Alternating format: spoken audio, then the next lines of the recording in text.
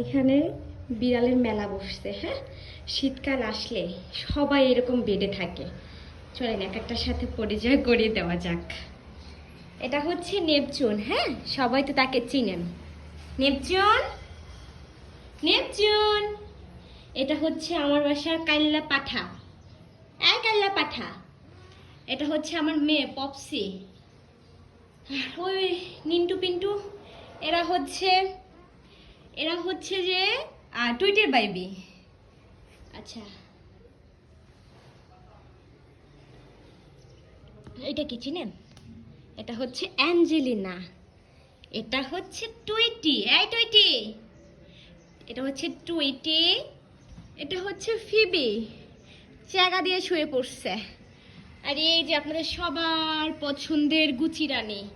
Gucci, say high.